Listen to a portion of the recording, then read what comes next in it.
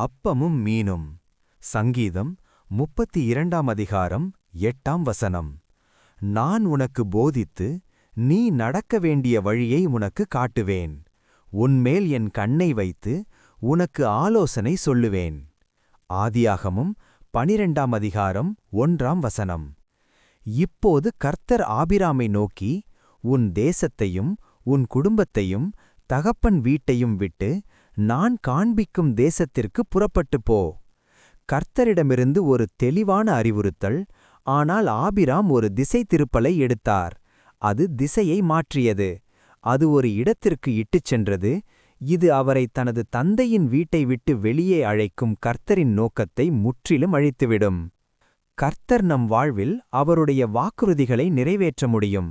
ஆனால் சூழ்நிலைகளை பார்த்து நாம் திசை திரும்புகிறோம். ஆதியாகமம் 12ஆம் அதிகாரம் 10ஆம் வசனம்.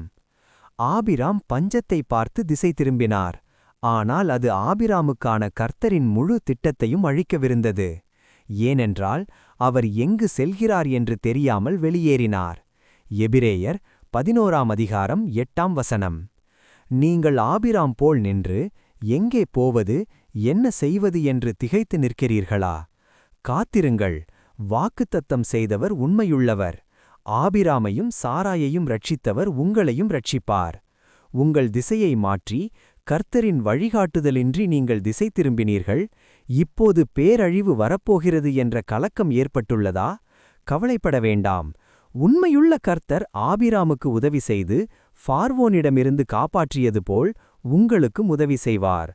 கர்த்தரின் அறிவுரைகளிலிருந்து நான் திசை திரும்ப மாட்டேன் என்று இந்த லெந்து காலத்தில் தீர்மானம் செய்யுங்கள்.